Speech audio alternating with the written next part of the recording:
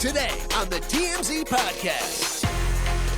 Hello and welcome to the TMZ Podcast. I'm Charlie Cotton and joining me today is Melanie Miller. How are you, Melanie? Hello, I'm great. How have you been in the field while I've been away? Melanie is like our best camera girl out there in the field trying to find celebrities. How's it been? It's been horrible without you. Oh, really? I just hate it when you're not here. You have no one to call, ask a question, help? Yeah, exactly. We were also separately at the Chiefs game, the Chargers game. That is blowing me away. You were on the field. I was up in the nosebleeds. I feel very lucky. I saw Daddy Kelce in person.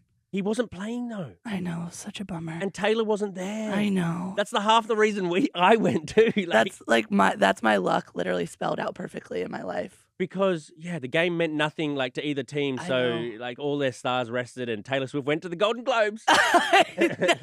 One time I The go. one time. That's the whole reason we went. We bought binoculars to the game. We brought binoculars to try to.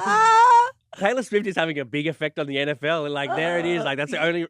Are you saying that that's for sure now? Because you now went to a game you would have never gone to because of Taylor Swift. It was I had my parents in town, and my daughter Peach is a bit of a Swiftie herself, and so the fact that we might see Taylor Swift definitely was a draw card to my Australian parents who don't follow NFL, my 3-year-old daughter who doesn't know what football is.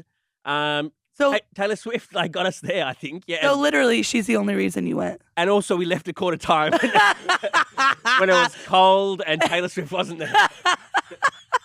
All right, what do we got today? We got Jonathan Majors is hitting the PR trail, having lost everything. Will it work? I'm not sure. We'll talk about Gen Z. Ain't they the worst? Jodie Foster thinks so. Kelly Clarkson thinks potentially yes, they are. A lot of other people agree. So we'll talk about that. But to begin with, last night was the Golden Globes. Yes. Congratulations to Joe Coy on his first and final hosting gig. He sucked. He sucked. Sorry, Joe. It was awkward. He said he only had 10 days to prepare, so I'm not But sure. why would you take the job if you had 10 days to prepare? You're just setting yourself up for failure. Be like, oh, thanks for the offer. Hit me next time when you got more time. I think if you're a decent comedian, 10 days is plenty enough to write a few disses about celebrities. You know what I mean? But they have to rehearse. They have to prepare. People take months to prepare for these shows. Yeah, he was reading his teleprompter the whole time and the jokes landed flat. Let's listen to some of his opening monologue now. Oppenheimer and Barbie are competing for cinematic box office achievement. Oppenheimer is based on a 721-page Pulitzer Prize-winning book about the Manhattan Project. And Barbie is on a plastic doll with big boobies. I watched Barbie. I loved it. I really did love it. I don't want you guys to think that I'm a creep, but it was kind of weird being attracted to a plastic doll. I'm laughing because it's so bad. He sucks. I feel kind of sorry for him because this was a huge moment for. I mean, he's not an unknown comedian, but he's not huge, and for him to get such a big gig and then have such a bad performance, I think he's not going to get another chance like this again potentially. He ruined it for himself. He did. No, but literally, comedians spend months and months running it. They I think Chris Rock for the Oscars would go to shows and take time and do it all night. Over and over and over and over. Oh, really? Yes. He'd do the celebrity disses to the crowd. Yes, he would practice jokes on the crowd to figure out what works and what doesn't work. Yeah, well, this just didn't work. And even Joe Coy kind of knew he sucked because he was it got kind of meta. He kind of broke the fourth wall where he was talking about, oh, I wrote that joke or I didn't write that joke when it didn't land. And it was like, Joe. To not own it and then just apologize for the jokes when they're bombing. It's like calling on the crowd being like, it's not me, it's you guys. You're a horrible audience. And he was just reading the teleprompter the whole time, which you lose the engagement when he should be talking to the crowd there. I mean, people of the past, I think Ricky Gervais has done it and that sort of stuff, and it's been fantastic. But this just didn't land. Because he didn't prepare. Yeah. I tell you one person who loved it. Who? Peach? Chelsea Handler. Why? Because that's his ex. Yeah. That's his ex. Yeah. So that's kind of yeah. I guess that joke by me didn't land just then. Did they end on bad terms? I mean, publicly no, but Yeah. probably yes. I mean, you always love to see your ex fail. You're right. Yeah, and also she's basically got him the gig in the first place because she brought him to mainstream attention when they started dating. Yeah. And then they broke up, 6 months ago, or however long it was. Yeah. And I really think that without that, he wouldn't have sort of been in the conversation. Zero relevancy. I bet you Chelsea handlers at home drinking a glass of wine, laughing at all the bad jokes. Don't you reckon? I think a little bit of her thinks it's hilarious, and a lot of her, as a comedian herself, probably feels not great about it. What did you think of the Taylor Swift joke, being a huge Swiftie yourself? Unoriginal, dumb. He made a joke about how we're not going to show the Taylor Swift as many times right now as they do at the NFL. But the reality is they're going to show her probably more than the NFL, so it's a bad joke. Yeah. Actually, we have that joke. We have the joke. Let's play it. As you know, we came on after a football doubleheader. The big difference between the Golden Globes and the NFL, on the Golden Globes, we have fewer camera shots of Taylor Swift. I swear. There's just more to go to here. Sorry about that. So, and he apologized. Sorry about that. Yeah. That was what I felt the most off-putting. And then the cutaway of Taylor Swift just drinking her wine, like, ooh. But it's not true. They're going to show her probably even more than the NFL. I actually thought that stories about Taylor Swift dominated headlines this morning. Did you see that viral story about the conversation Selena Gomez had with Taylor Swift, and then also Miles Teller's wife, Kylie Sperry, was also... It's Kelly Teller. It's Kelly Teller? I thought it's Kaylee Sperry. I thought that too, but you pronounce it Kelly. Okay, Kelly Teller. Kelly Teller. Are we going to play that even though we can't hear the audio? All right, well, let's play the B-roll. Basically, what people think was said was Selena Gomez saying that she went up and asked for a picture with Timothee Chalamet, and she said no. She being... assumedly, Kylie said no. And then the shocked, meme. It's like a meme how shocked Taylor Swift and Kelly Teller are. It's the lean back Kelly that she's like, what? Wait, what? Yeah. It's like a cartoon. And, because obviously Timothée Chalamet was there with Kylie and they're all loved up and that sort of stuff. And Selena Gomez and Timothée Chalamet have a bit of history. They've been like lovebirds in some movie. Yeah. And so, but it's weird that if this is all true, and this is, speculation, got to say allegedly somewhere in here, but why would Kylie say no? Because they don't like each other. Because the Kardashians famously hate Taylor. Selena is Taylor's best friend. And there's a whole beef between Hailey, who's also friends with Kylie and Kendall, in the eyebrow situation. Oh, this is so complicated. No, it's not complicated. Oh, it's not, okay. Very simple. Okay. They hate each other. They hate each other. But honestly, what a beep of Kylie. If true. Yeah, she's protective of her man. And you're right, there is the Kardashian Taylor Swift ongoing forever feud. Forever. They never come back from that one. Yeah, it probably stems from that. Was Benny Blanco there, Selena's new man? Oh, and also, I should say that there's rumors that Kendall helped Hailey take Justin away from Selena. There's a whole thing about that too. Oh, there's a whole thing on No, TikTok? they literally hate each other. Right. They hate each other. Right, okay. Well, that's interesting. I mean, it's just interesting, Taylor Swift goes to the Golden Globes. Why was she even there? Are you joking? Yeah, no, but why was she even there? How do you run this podcast? She was nominated for Best Cinematic whatever at the Golden Globes. Best Cinematic whatever? Is that a new category? It's a new category. It's best box office breaking movie. Why was Taylor Swift in that nomination? The Eras Tour film. Oh, okay. Well, that's why we have you on the pod, Melanie, for your sage takes and informative. I don't know. Yeah, why am I? All right, let's get on to a super not as fun topic. Jonathan Majors. He was on, what show was it? GMA or something like that? And he was talking about the incident. This is the first time he's talked about it in such depth. Yeah. Look, let's hear from him and then we'll discuss. Okay. Reaction to that verdict? Shock. I was absolutely shocked and afraid. And I'm standing there, and the verdict comes down. I say, how is that possible?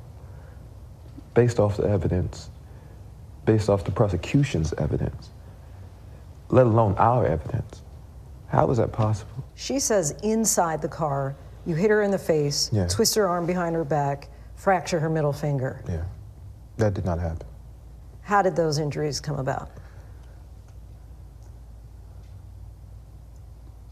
I wish to God I knew. So he's someone who had everything, lost everything, and now he's trying to piece it back together slowly. I don't know. What do you think about this? Do you feel any empathy from him? Do you believe anything he's saying? No, I don't buy it at all. I feel like when you get, like, we've all been in arguments where things get, like, heated and out of control. And, like, I'm not saying I've ever done something like that. Right. But But he, I mean, we saw a video of him getting physical with her. I mean, he wasn't like, we didn't see any footage of him like with her hand behind her back and like getting super violent. Like the big thing that got him was him picking her up and like pushing her back into the car. And he's a strong man. yeah. And I bet, I mean, the jury thinks that injuries were sustained during that altercation. And yeah, I mean, I kind of think the jury might have been within their rights. I mean, there were 12 people Yeah. agreed, Yeah. and they're non-biased people. Right. They saw the footage, and so I understand why Jonathan Majors is like shocked and disappointed. But also, there was a good chance this was going to happen when you do something like that. Yeah. I don't know if his career is salvageable from here, or what's salvageable, or what he'll do. He hasn't even I don't think it is. No. I think it's done. He won't be working with Marvel again. No. I mean, he said he wanted to be like Barack Obama. He said he wanted to be like Martin Luther King. And he wanted Grace Jabari, his ex-girlfriend, to be like the women beside those men. He's obviously not going to make it there, to those... You think that Megan Good has any shot at salvaging this, or it's just, like, is there any impact that she could have? That is just such the most interesting wrinkle to this all right now is, what is Megan Good going to do? Why is she even there to begin with? She believes him. She believes him, yeah, but also his career is on a sharp decline. And will this affect Megan's Good career for sticking by someone that's found guilty of this? That it could, because everybody thought that maybe Megan's good image would rub off on Jonathan Majors, but maybe Jonathan's major bad image is going to rub off on Megan. So it's just, it's such a strange thing that they're in this new, relationship. This is the honeymoon phase of their relationship. And like when they break up, like all of it, what, for nothing? Like if they eventually break up, yeah, she's soiled herself for what? For what? For a good time. A good D. A major D. Major D. He also, I mean, from my interpretation of what he was saying, I think he like admitted to cheating on Grace. He said, like, I shouldn't have stepped out of the relationship. If I was man enough to say I want to see someone else, I wouldn't have been in that car. Yeah. So this is the first sort of confirmation that he was cheating on her. Yeah. Like, before we just thought it was a text message from someone apparently called Cleopatra that said, oh, how I wish to be kissing you. Who even writes like that in a text? Oh, how I wish to. Are you from ye old? Maybe like, they're weird. Maybe they were It is Cleopatra, the Cleopatra. No, but like that, like this gives so much like to the fact that this actually happened, the fight happened, because it's like he was cheating on her. Things got, like, when you find out, things get crazy. Yeah. You get crazy. Yeah. And so he was trying to sort of apprehend, or I don't know, he was trying to put someone, like, of course she'd be like furious. Oh, of course she'd be furious. Screaming at and then he's like being, I mean, I don't know. Yeah. This is such a mess. Everyone loses. Yeah. I think Grace Jabari, who sort of won the case, she loses. How?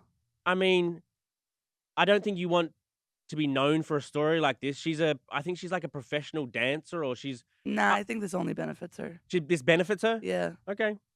I mean, maybe. It's just a messy situation. And we're finally hearing from him. So that was interesting. Okay. On to our final story. Well, it's actually a duo of stories we've put together. 2 half good stories make one decent, you know what I mean? You love doing that. I like doing combining stories. Yeah. So it's because we linked them because of Gen Z.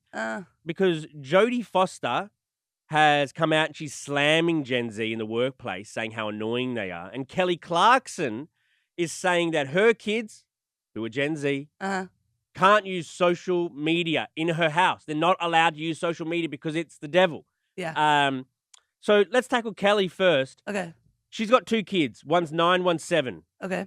Is that Gen Z or is that even a gen before Gen Z? Oh, It might I be think in that's Gen before- double Z. That's the next generation. Or maybe I should have combined these stories then. Oh, maybe it's Gen Zennial. Gen Zennial. I like that. Ooh. What do you think about kids not being allowed to use social media?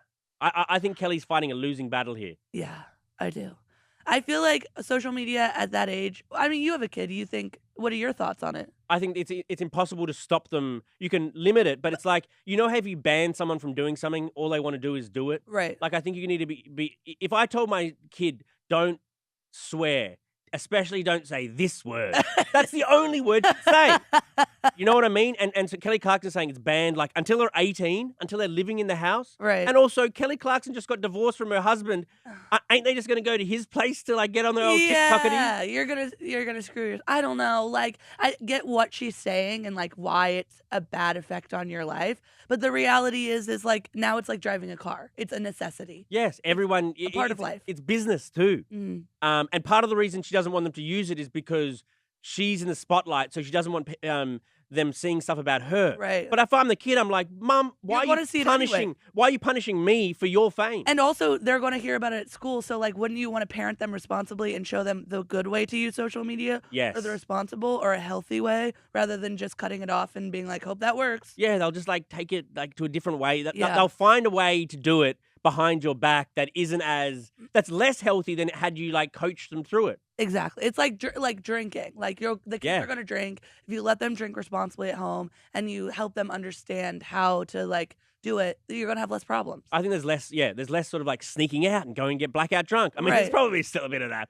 No, but I agree with you on the whole. yeah. And what do you think about Jodie Foster? She hates working with kids. Well, Gen Z kids. She says they're really annoying, especially in the workplace. They're like, nah, I'm not feeling it today. I'm going to come in at 10 a.m. Or like in emails, I'll tell them, this is all grammatically incorrect. Did you not check your spelling? And they're like, why would I do that? Isn't that kind of limiting? Wow, that got a big laugh from you, Melanie. I'm kind of obsessed with that. Why? Go on. Just because like we're not as formal anymore. No. Like we used to be like super formal in emails, and now I'd send a text to Harvey and be like, "Hey, what do you think?" Or Yeah. like, it's just the way it is. Yeah, hey, you up. Yeah. I know. Yeah, I mean, I think Jodie's maybe a little bit behind The times. She doesn't like this whole new. I think it's more of a reflection of her than it is about Gen Z. Yeah. Yes, some Gen Z can be lazy, but yes, like I'm not in Gen Z and I kind of like, you know what I mean? Anyone can be lazy. Anyone can Dick be. Van Dyke just told us he was lazy, you know? Right. People can be lazy. And it's not like going with the times. It's like Harvey will like not want to do a certain story because it's not of his generation. It's like, hello, we should be talking about Alex Earl because she's the hottest thing.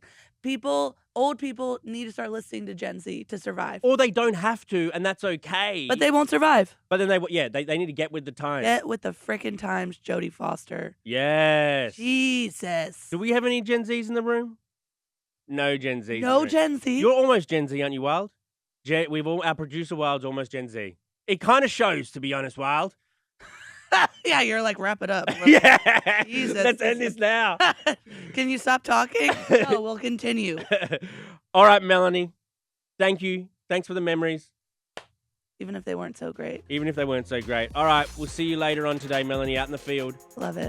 Thanks for joining us, guys. Can't wait to blow up your phone all day. Yeah, you will. What do I ask? And then you'll ignore me. Yeah. Be like, sorry, can't talk right now. Click, click. All right, see you later, guys. Bye. Bye.